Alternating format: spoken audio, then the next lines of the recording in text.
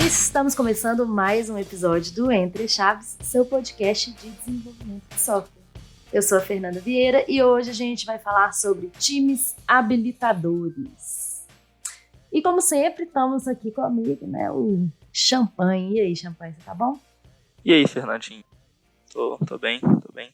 Esse conceito que a gente vai falar hoje é bem interessante, acho que a galera vai gostar bastante. Boa! E também com dois convidados aqui especiais. Oi, Pedro, tudo bem? Se apresenta pra gente. Beleza?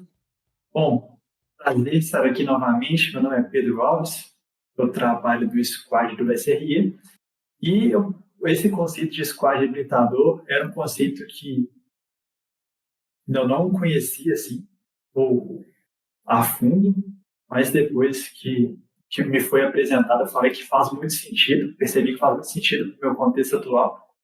Então, é bem interessante falar sobre isso e poder compartilhar um pouco do que a gente passou aqui. Boa.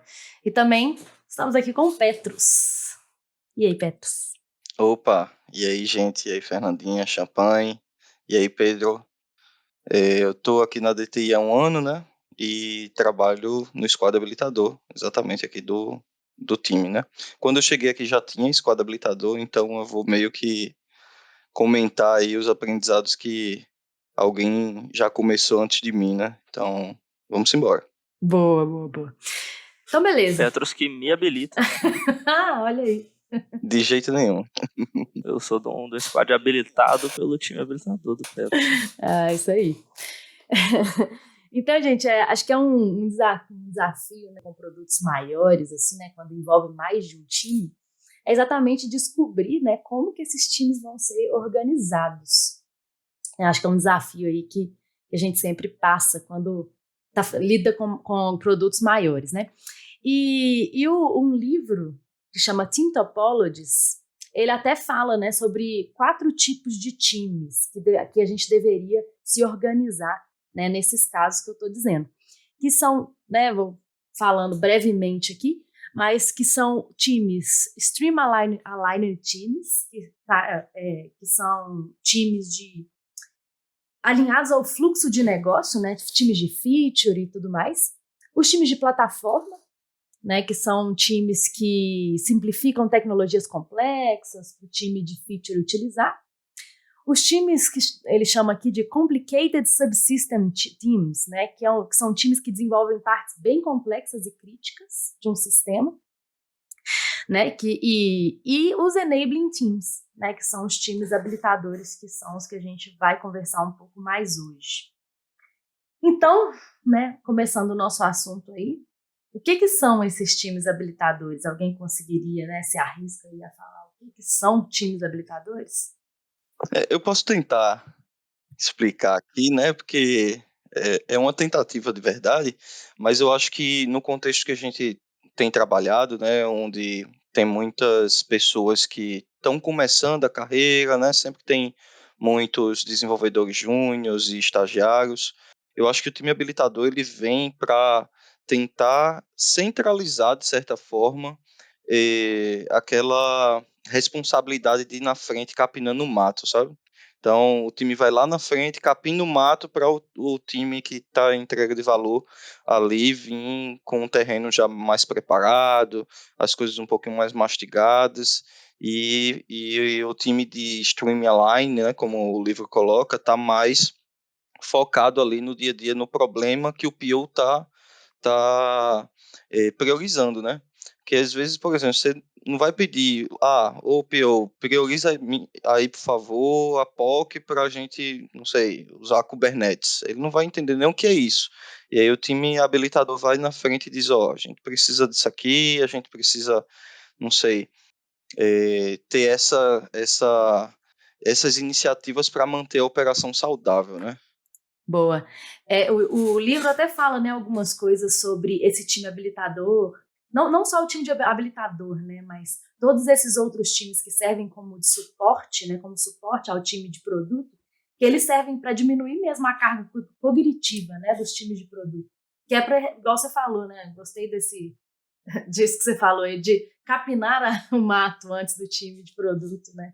Para que é isso, né? Para que a carga cognitiva dentro desse time de produto não seja tão alta, né? Eles não têm que ficar mudando de contexto, não têm que ficar aprendendo novas coisas o tempo todo, né? Uma coisa legal que é citada lá também é que a equipe habilitadora busca aumentar a autonomia das equipes, né? Aumentando as suas capacidades de resolver problemas e não colaborando diretamente com soluções, necessariamente, né? Isso aí. É aumentar, igual você falou, né? Aumentar a capacidade da resolução de problemas, né? Eu acho que é por aí mesmo. É um propósito diferente, né? Geralmente um time vai entregar soluções. Sim. Né? O nosso sucesso aqui vai ser medido de outra forma, né? Mas aqui, né, como a gente não quer ficar também fazendo só um resuminho lá do livro do Team Topologies, que inclusive, claro, quem está nos ouvindo, se não leu, acho que é legal ler, um livro bem interessante. E apesar de eu não ter lido todo, tudo bem, tá tudo certo. Mas eu li um pedaço e a parte que eu li eu gostei bastante, mas aqui a gente não tá para fazer o resumo do livro, não. A gente quer falar sobre prática, né? A gente quer falar sobre times habilitadores na prática. Então, vamos lá, falar sobre a prática de vocês como participantes de times habilitadores. Quais são as funções e responsabilidades dos times que vocês trabalham hoje, né? Pra gente entender melhor aí o que é um time habilitador na prática. Bom, beleza. Eu acho que até dentro dos times habilitadores eu participo de um time habilitador diferente, que é um time habilitador muito mais voltado para a infraestrutura. Então eu trabalho habilitando principalmente questões de criação de recurso, de construção de ambiente dentro da cloud, utilização de tecnologia de infraestrutura como código, criação de pipelines, utilização da Azure, de recursos da Azure. Então, dentre as funções do time, a gente tem tanto questões de ajudar a construir os ambientes para os times. Então, assim, o time chega com... Existe uma demanda para aquele time que precisa de um ambiente para conseguir rodar a aplicação dele, para conseguir rodar a solução dele. A gente ajuda no processo de construção e também a gente faz o repasse de conhecimento. É que nem a galera estava comentando mais cedo, de habilitar os times, gerar mais autonomia para os times. Eles não ficarem dependerem da gente também para poder gerenciar o próprio ambiente. Então, a gente ajuda no processo de construção do ambiente, faz aquele processo de coaching, né, ensinando eles como que é o processo de lidar com a Azure, lidar com os ambientes, de construir o ambiente, mas para não gerar aquela dependência da gente, que nosso time pode virar um gargalo escalando o número de times de produto. Então, a gente faz esse processo de passagem de conhecimento também, para eles entenderem como criar os seus próprios recursos ali dentro da Azure e gerenciar tudo. É interessante isso que o Pedro colocou. Eu acho que a nossa atuação vai bem nessa linha também, mas uma das coisas que ele colocou, eu queria reforçar, é a parte assim de tomar cuidado para o time não virar gargalo, né? Então, muitas vezes o time habilitador ele é composto ali pelas pessoas que têm mais acesso à cloud, né, do projeto, né, quem tem as roles com mais poderes, digamos assim. E aí muitas vezes precisa criar um recurso novo, precisa fazer um deploy em produção, e aí precisa de alguém desse time.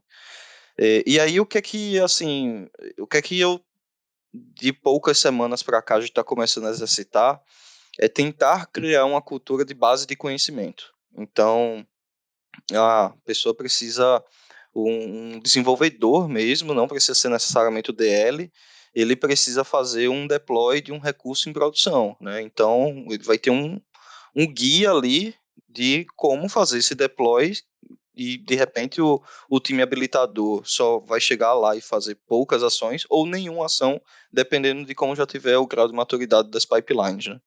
Então, colocar essas ferramentas de uma forma mais descritiva para que os desenvolvedores tenham efetivamente onde consultar, né? Onde consultar. E aí é uma das coisas que a gente tem atuado assim para tentar habilitar os times a produzirem mais com as limitações de maturidade técnica que a gente sempre tem no mercado, né?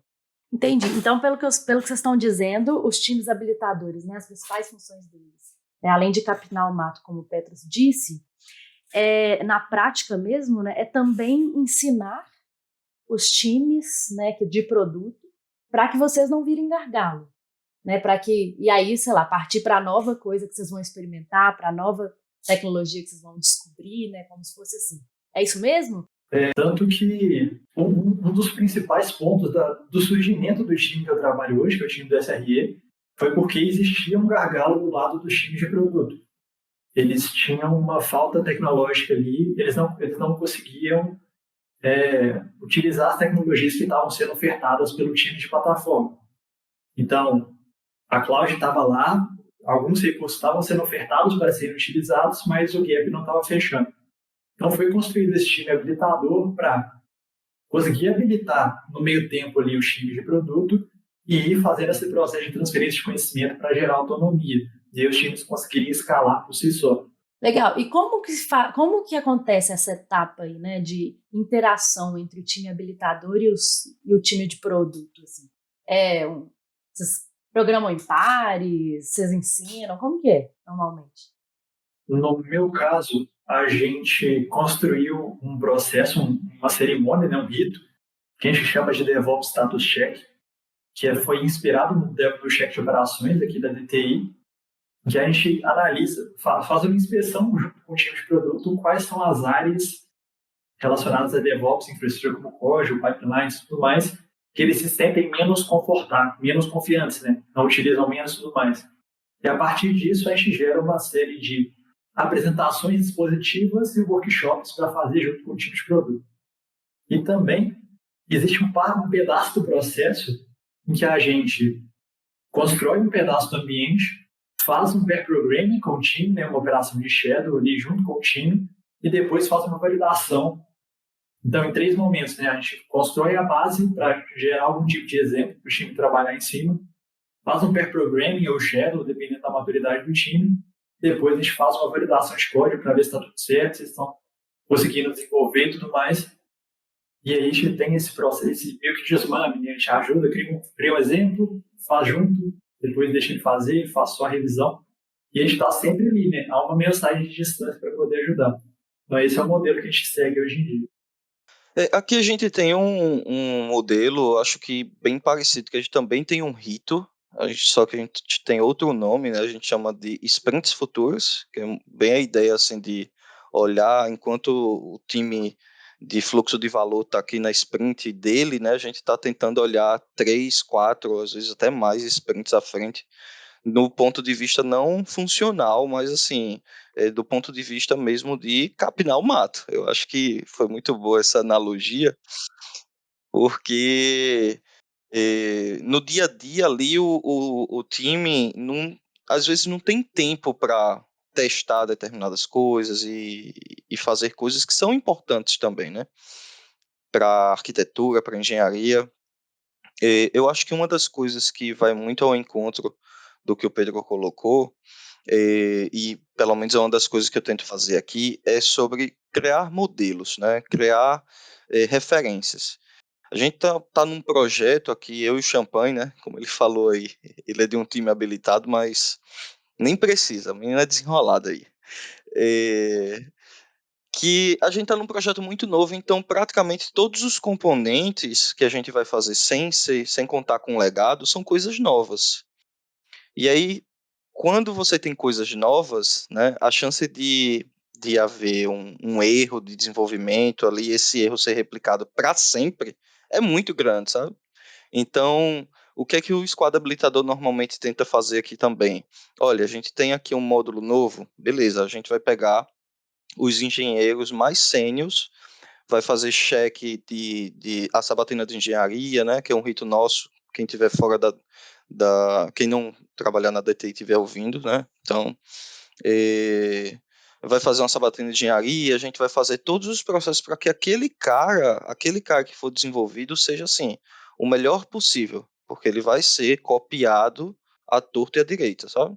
Então, a gente tem muito essa questão também de pensar na longevidade da aplicação, independente da funcionalidade, né? Eu falei que era de um time habilitado aí, né? Mas na realidade, se a gente for pegar no conceito, talvez o meu time específico seria mais aquele caso dos subsistemas complexos lá, né? Que no desenho não está muito ali conversando com o habilitador, mas que na prática, para a gente aqui, acaba que influencia muito positivamente também, né, as ações do time habilitador nas atividades de todos os times, acredito aqui. E é legal como que o processo não é só de engenharia, né? A gente acaba mexendo bastante ali na operação também, né, e nos processos, né, de trabalho, nos nossos fluxos de trabalho. Às vezes é uma mudança, sabe, no fluxo de trabalho que vai fazer com que a gente melhore um padrão ali, uma qualidade de código, né, e faça, igual o Petro estava comentando, uma fundação melhor aí, né, um código de mais qualidade.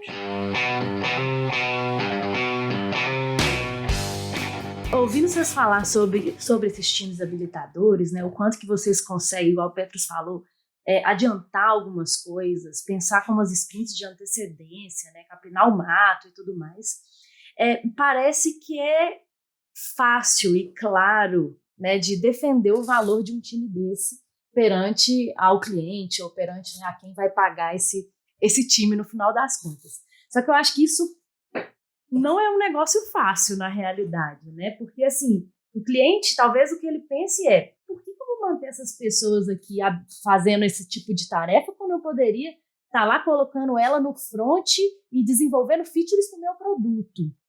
Então, eu queria ouvir de vocês, assim, quais dificuldades que vocês veem, assim, como defender a existência de um time desse, né? Quais são as reais vantagens e como, de fato, é isso, defender a existência desse time perante uma pressão que gente, vamos colocar essa galera aqui num time de produto e gerar valor na ponta mais rápido. Eu acho que, respondendo primeiramente, né, não é fácil. Né? Não é fácil, parece, mas não é. Mas eu acho que existe uma maturidade que o mercado e os próprios clientes têm adquirido, porque se você fizer uma enquete, né, a cada 10 pessoas que trabalham com TI vão ter um legado para chamar de seu, né? E esse legado normalmente foi construído exatamente nessas práticas de entrega, sabe? Assim, produção, sem parar para pensar, né? Às vezes eu uso muito exemplo de futebol quando eu estou discutindo com o pessoal aqui. Eu digo, gente, às vezes a gente tem que botar a bola no chão e olhar o jogo com a bola parada, sabe? Olhar, entender como é que está cada posicionamento, cada jogador, para aí a gente tomar uma decisão, né? E não ser aquele futebol de criança de 22 crianças correndo atrás da bola. E aí, com essa maturidade do mercado, né, os próprios POs, os próprios PMs, eles têm entendido têm percebido, lógico, há muito custo, né, é verdade, muitas discussões, mas eles têm entendido que a complexidade do software só aumenta com o tempo, né? E aí o time habilitador, né, normalmente está ali na frente exatamente para manter essa complexidade controlada. Então, tem experiências de times que acabaram com arquitetos ou com squads habilitadores e, no final, eles voltaram atrás porque viram que realmente ali o meu desenvolvedor da ponta está performando mais por conta do squad habilitador que está capinando o mato, entendeu? Eu queria colocar aqui também, né, que não é fácil realmente. No nosso caso lá, a gente teve que vender a ideia, né? E não é uma ideia que a gente tirou, né, da nossa cabeça, né? São coisas que funcionam na prática, a gente tem constatações disso. E o Naves vai ficar orgulhoso agora, o Petros, que tem a lei de Conway também, né, que fala que a estrutura de um sistema vai ser a cópia da organização, né, como eles comunicam, em que essa estrutura se comunica. Então, se a gente tem uma estrutura organizacional boa, né, com os times habilitadores funcionando bem, a tendência é que o sistema reflita isso, né? Mas é difícil vender a ideia e tem que ter muita autonomia para conseguir implementar isso na prática. Não vai ser todo projeto que as pessoas vão conseguir, né? No meu caso, eu diria que o projeto inteiro, né? São mais de 5 squads, todos eles culminam num produto habilitador como um todo dentro do cliente. E é um produto habilitador de cloud, focado em infraestrutura e tudo mais. Então, eu acho que, nesse caso, existe uma dificuldade até ainda maior de vender por que isso deveria existir, por que eu não posso só ter uma conta na Azure e subir os recursos do jeito que eu quiser aqui, na mão mesmo, e boa. Por que tem que ter esse tal desse negócio aí que eu preciso utilizar, como que ele vai me ajudar? Então, todo esse processo de vender para o cliente interno por que é bom utilizar aquilo que você está habilitando é um processo bem complicado.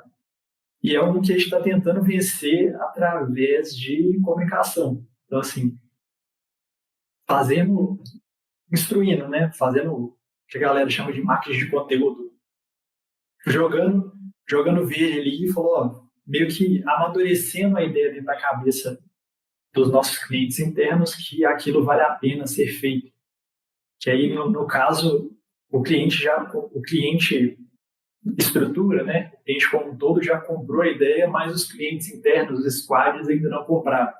Então, a gente está numa situação diferente ali e a gente tem que vender para os squads, né? Para os desenvolvedores, para os POs, por que eles deveriam tipo assim, tentar manter uma boa relação com a gente, não só falar que a gente perde tempo, que a gente está sendo um empecilho na vida deles.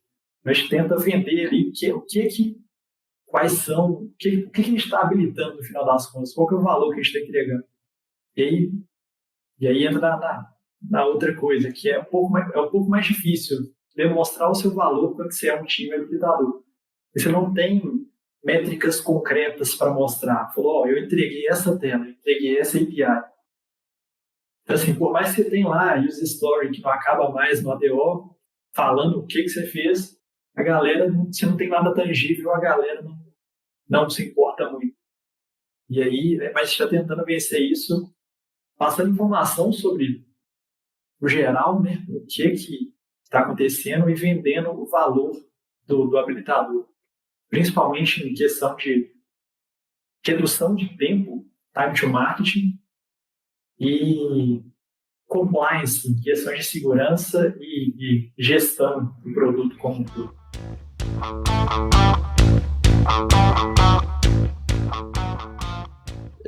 Não sei a experiência do Pedro, mas essa parte assim de vender, né, acho que vai muito em encontro também quando você escuta das pessoas não técnicas, né, pessoas de produto, de operação. Mas é só colocar um botão na tela. E é só colocar um botão na tela que você tem que fazer as pipelines, tem que desenhar as APIs, que você tem que pensar como é que vai ser o nível de acoplamento, se esse dado já tem onde repousar ou não, se vai ser relacional ou não relacional. E aí, eu acho que o trabalho do habilitador acaba muito também sendo demonstrar para as pessoas que não é só botar um botão na tela, sabe? É só botar um botão na tela porque a pessoa que está fazendo isso foi habilitada. Porque a gente foi lá e fez todo esse trabalho esse processo que não tem, entre aspas, tanto valor para o usuário, porque para ele é um botão, mas tem todo um caminho ali que o dado vai transitar para que esse botão funcione corretamente e faça o que ele tem que fazer, né? Então tem essa parte aí também de ser um habilitador, de escutar às vezes essas essas dificuldades, né, digamos assim. Né, porque assim, para o cliente final, de fato, o trabalho ele fica meio transparente, né? Ele não é visível, né? Assim, você simplesmente entregam coisas que ele não consegue, igual o Pedro bem mencionou, ele não consegue ir lá e chamar uma API, ele não consegue ir lá e ver uma telinha e mexer na tela e ver que está funcionando, né? E eu acho que essa questão que o Pedro trouxe ela é muito importante, até inclusive para o próprio time, né? Porque assim, tudo bem, o cliente não vê o resultado final, mas assim, vocês como participantes dos times habilitadores, às vezes estão cientes, não, estamos entregando, estamos melhorando a velocidade, por exemplo, de um time de produto, igual o Petros mencionou. Mas e aí, né, como motivar também as pessoas do time habilitador a que elas vejam valor no próprio trabalho, sabe? Porque, mesma coisa, é muito fácil a gente, o nosso time fez um produto que economizou X milhões de reais, nosso time fez um produto que aumentou as vendas de não sei o quê. Agora, o nosso time fez uma coisa aqui que fez com que o outro time aumentasse a velocidade. Isso, sei lá, sabe? Isso pode trazer problemas de motivação para o próprio time. Vocês lidam com isso também? Ou, tem que ser altruísta, né? tipo assim, entendeu? Vocês lidam com esse problema de motivação também?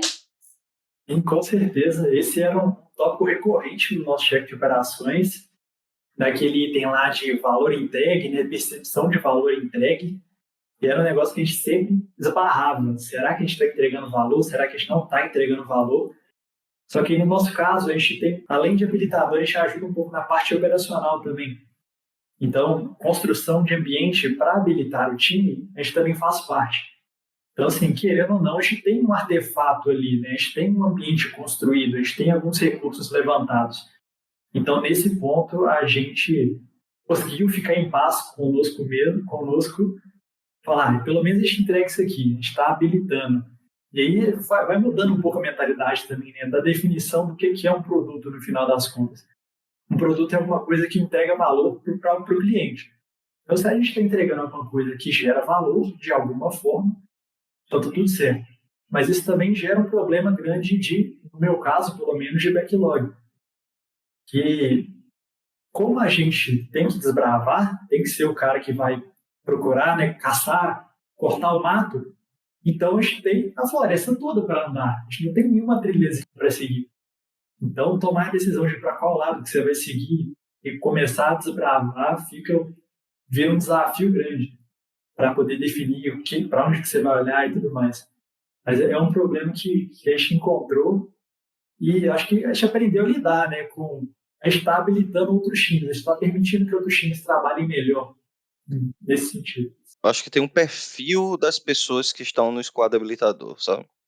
Então, normalmente, pessoas que têm um certo prazer pelo ensino, eu acho que se dão melhor nesse trabalho de habilitador, porque eu sempre falo assim, a gente fez um processo de revisão de código aqui um pouco mais acurado, e a gente começou a ver pessoas repetindo coisas que elas viram nesse processo de revisão de código, né?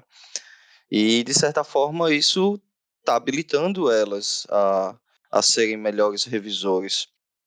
Então, eu acho que a motivação de trabalhar como habilitador vem muito de você vai ver produto entregue, mas, além disso, você vai ver pessoas sendo desenvolvidas. Assim, isso eu acho que, no meu caso especificamente, faz os meus olhos brilharem, sabe? Quando eu vejo assim, nossa, fulano de tal chegou aqui, estagiário, e tá conseguindo levantar uma API do zero, fazer POC, entendendo Solid, entendendo outras questões de boas práticas, e isso realmente é o motivador, né? É gratificante. Então, acho que tem muito perfil também da pessoa, né? Eu já vi acontecendo pessoas que não tiveram tanto tato, né, com esse papel, no sentido mesmo de ver valor, e acabaram indo para um squad de entrega, né, de fluxo de valor, e performaram muito, porque o perfil delas é ali botar código em produção para o usuário usar, entende? Então, acho que tem muito essa questão também de você entender qual a sua posição no jogo, né?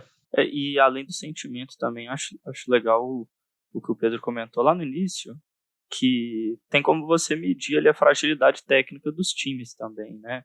Ou buscar medir isso de alguma forma, pelo menos. Então, se você está notando que ao longo do tempo essa fragilidade está diminuindo, né? Seus times estão ficando com uma autonomia maior, eu acho que é uma forma até prática de medir o valor entregue pelo squad habilitador.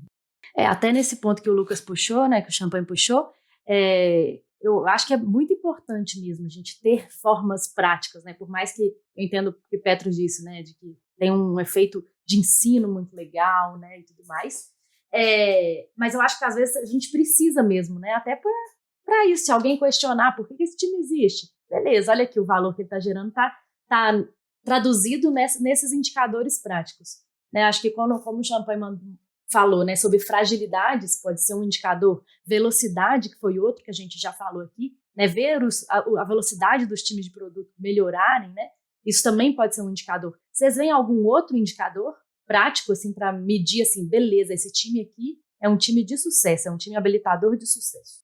Acho que talvez menos impedimentos, menos histórias bloqueadas. Às vezes as histórias ficam com pendências técnicas mesmo para resolver, né? Eu acho que maturidade do time como um todo, né? Porque tanto que está tendo até uma questão do cheque novo aqui na DTI, que utiliza aquele esquema de maturidade de DevOps, né? Quantidade de vezes que ele entrega, velocidade de entrega, lead time do commit até produção e tudo mais. A maturidade do time relacionada a todas as áreas ali do DevOps como um todo, né? Desde a codificação até o processo de integração ali, de construção do pacote, entrega, operação, monitoramento, ajustes. Um time habilitador, querendo ou não, ele está envolvido em múltiplos passos desse processo, desse fluxo. Então, ver a maturidade operacional daquele time aumentando, querendo ou não, é também um reflexo da atuação do time habilitador ali. Nem que seja como exemplo, né, como criador de boas práticas ou algo desse sentido. Para quem, né, só explicando aqui, para quem não entendeu o que o Pedro falou, o negócio das métricas do novo cheque, é que aqui na DTI a gente implementou um novo cheque de engenharia que utiliza os 4 indicadores do DORA, que são esses que ele bem mencionou, né, de frequência de publicação, lead time, tempo de restauração e percentual de falhas. E essas métricas, elas são métricas do mercado exatamente para avaliar a maturidade de um time em relação ao DevOps, né? E são métricas extremamente importantes mesmo, né? Que a gente tem visto aqui e que para exatamente isso, para entender o quanto o time está maduro. E eu concordo com você, Pedro. Melhorar essas métricas, né? Ter times habilitadores pode causar uma melhora nessas métricas, né? Então, legal. Isso aí. Eu tenho um comentário para fazer, que assim, o Team Topologies, ele foi publicado em 2019, né? Então, assim, é muito recente. A gente ainda estamos aprendendo, né? O mercado está entendendo qual a ideia que foi colocada por trás. Então, eu acho que tudo isso que a gente falou realmente são métricas de um squad habilitador, de um time habilitador de sucesso. Mas aí eu queria fazer uma provocação, que talvez até eu vou fazer essa provocação e não vou responder, vou deixar vocês pensando aí. Mas todas essas métricas, elas têm um merge com o objetivo de um chapter de engenharia, né? Então, diminuir fragilidade, aumentar a produtividade das pessoas, né? E aí, estou jogando essa pergunta no ar aí, essa pergunta não, esse questionamento no ar para nós e os nossos ouvintes pensarmos, né?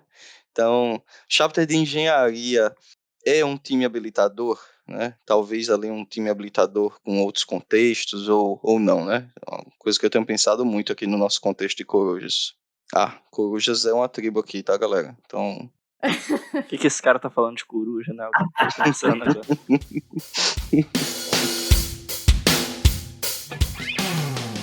Eu acho que é uma boa provocação, Petros, assim, também nunca tinha pensado sobre isso, tá? Preciso pensar, mas eu acho que numa estrutura, né, de existência de chapters, né, acho que a gente aqui já na Entrechave já falou, eu acho, em algum momento sobre chapters, mas basicamente, né, são pessoas ali que se reúnem de forma... Elas têm mais ou menos, né, um mesmo interesse, né, um mesmo papel, elas exercem mais ou menos o mesmo papel, né, dentro de uma estrutura, e elas estão ali para resolver problemas, né, ou para discutir temas, e no nosso caso aqui da DTI, para formar pessoas e para olhar para a saúde da nossa engenharia.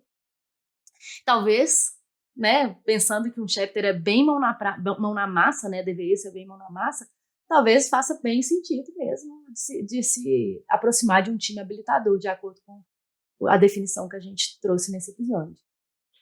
Eu acho que a interface é muito grande entre os dois mesmo. Acho que um ajuda o outro a alcançar os objetivos, né? Mas assim, quando o Petros perguntou, talvez o que eu pensei que pudesse diferenciar é ali a dedicação mesmo que você vai ter, né, para os dois. Por exemplo, pensando no chapter, eu sou um participante de um time de entrega e que estou lá colaborando, né, com os meus amigos desenvolvedores ali para que a gente construa uma engenharia melhor. Só que eu não vou dedicar tanto do meu trabalho, até porque eu tenho meu time, minhas responsabilidades, eu não vou dedicar tanto para poder, às vezes, fazer uma POC, fazer um estudo arquitetural, fazer nada que tome muito do meu tempo mesmo, da minha dedicação. Então, no habilitador, a gente tem a exclusividade do tempo de trabalho para isso, né? Talvez seja mais focado. Mas concordando com a polêmica que o Petrus trouxe, talvez o chapter deveria ser exatamente essas pessoas com o tempo, né, dedicado para fazer essa habilitação de outros times, né? Aí você vai comprar uma briga um pouco maior também, né? Claro. De novo, volta no quesito de mostrar a geração de valor, né? De como gerar valor e como vender um time como esse. Ainda bem que eu levantei a polêmica e me saí, deixei vocês discutindo. E falou que ele não iria responder, exatamente. Ele levantou e falou, eu não vou responder. Mas o Pedro vai salvar a gente agora, né, Pedro? Não, que isso. Só meramente a minha opinião, mas acho que a questão do chapter seria um time habilitador centralizado. Então, ele centraliza ali. Eu acho que para ser um time centralizado, um squad habilitador, ele precisaria de pessoas alocadas, né? Então, porque senão, sem a alocação, é que eu fico muito pensando na interface entre um time squad habilitador, um chapter habilitador, por assim dizer, com alguma coisa relacionada à arquitetura corporativa. Então, de pensar em habilitar os times de alguma forma. Nesse caso, talvez em questões arquiteturais, questões de DevOps, questão de engenharia como um todo, ele precisaria de pessoas alocadas, mas também precisaria de pessoas específicas. Porque, por mais que tenha a questão de habilitação a nível organizacional, existe a questão de habilitação contextual também. Porque senão fica uma solução muito genérica que você não consegue aplicar para todo o contexto. E ao invés de habilitar, você vai estar atrapalhando a vida de outra pessoa. Então, assim, é um modelo que parece viável, mas tem que ser bem estruturado.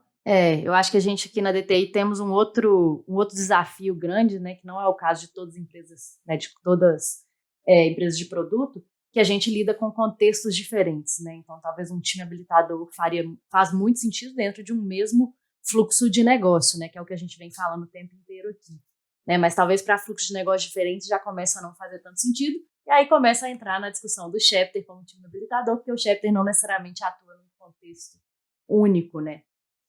No nosso caso aqui na DTI. Mas eu acho que é uma discussão muito boa e, né, eu acho que igual o Petrus bem mencionou, o Team Topologies e esses conceitos, né, são novos, as empresas estão começando a colocar em prática, algumas já com sucesso, né, com isso. Mas é isso aí. Vamos discutir mais, né? Então, pessoal, acho que hoje a gente falou bastante aí sobre times habilitadores, sobre a prática, né? O que esses times fazem na prática, como que eles interagem com outros times, como vender times como esses, né? Como mostrar o valor desses times para os clientes, para que esses times possam ser faturados, né? E como lidar com a expectativa dentro desses times, né, em relação à geração de valor, a motivação e tudo mais. Gostei, muito bem, muito bom, muito boa conversa. É isso aí. Valeu. Até a próxima, pessoal. Valeu, pessoal.